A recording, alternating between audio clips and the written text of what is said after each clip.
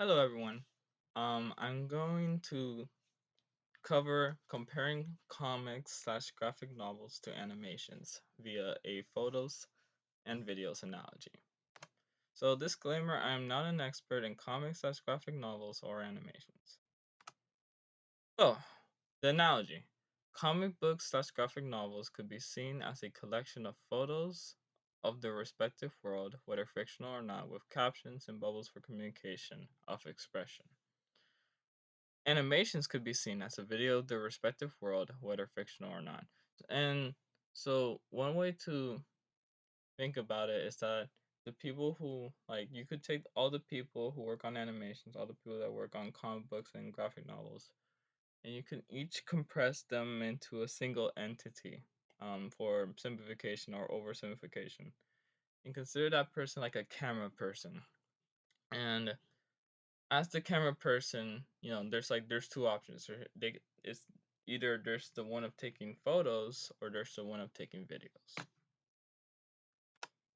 and other things. So, are there benefits to the analogy? It may be helpful for comparing them in a more objective way. It may help ignore things that are more how it has been used rather than the format itself. So to give an example, you know, you know, someone may say that like comics and graphic novels may be better than animated things because maybe better stories were told through there. However, that might not necessarily be a critique of the format itself. It's more how it's been used. Framing it in terms of capturing events rather than working in an art form may be useful in terms of which better shows the story and events rather than which is a better art form directly. However, there could still be bias, as well as art forms may still be compared directly with a layer of abstraction. So what that means is that the art forms may end up being compared directly, but just with this layer of abstraction of like photos and videos, which may not be a bad thing, but it can happen. So aspect ratios of photos and videos. Photos in comics slash graphic novels can take on different aspect ratios, which could lead to different emphasis or different details in a way that can be shown with the same aspect ratios. Videos and animations can do the same thing, but it may be far more annoying for the aspect ratio to be constantly changing. And it can change, like for example, you could have like for example a landscape and then it changes to portrait like someone's using their phone or something. But to have it change as much as like the panels in say a comic book, it may be annoying for the viewer to see that. It can be done, but it may not be the best. Impactfulness. Photos in comics slash graphic novels could theoretically be impactful all the time, and it can take advantage of the time of the reader in a way animation can't. It could be called the impact of pause. So look in mind, impact of pause and impact of motion. Those are words I came up with, so it may not be used anywhere else.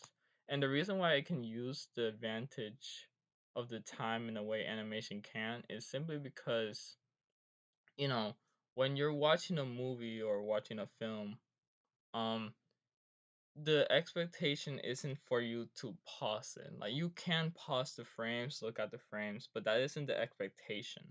So when you're watching something, you're not expected to do that. And also it might be a bit annoying maybe to do that.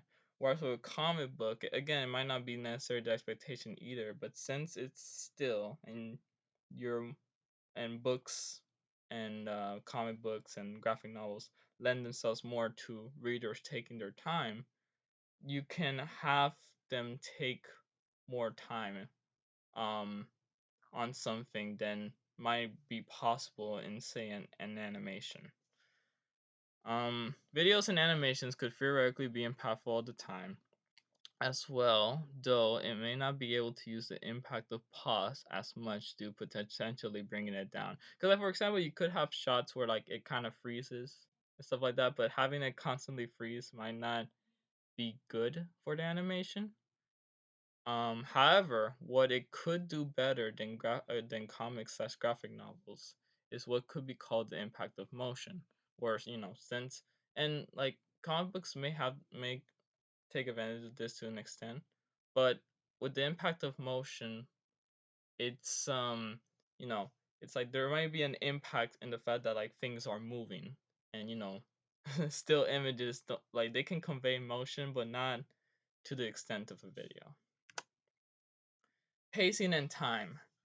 Photos and comics slash graphic novels could get away with more pacing variety and manipulation of time potentially. Readers can take at their own pace, and there could be more cuts in times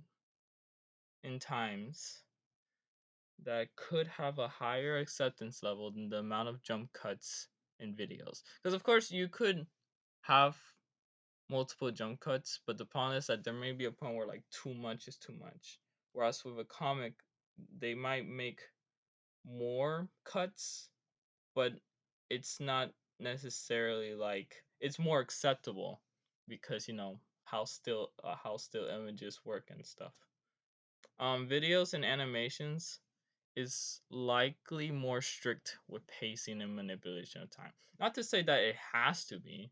Like you could try to do it more like a comic book or something, but it may bring the animation down. Detail in the world. Though photos and comics slash graphic novels could possibly show more detail in a world than videos visually, they lack sound and voice design to show those details. Readers can fill in the blanks in their heads, and there can be comic dubs and such, though the latter may prevent some advantages mentioned above. Like for example, if you have say people reading and like voice acting, it's the thing about it is the fact that you have a pace to it that's like, whereas with a comic book you could take more of your time since you're listening to something. You could maybe take your time as well, but not to the same extent, at least not intentionally.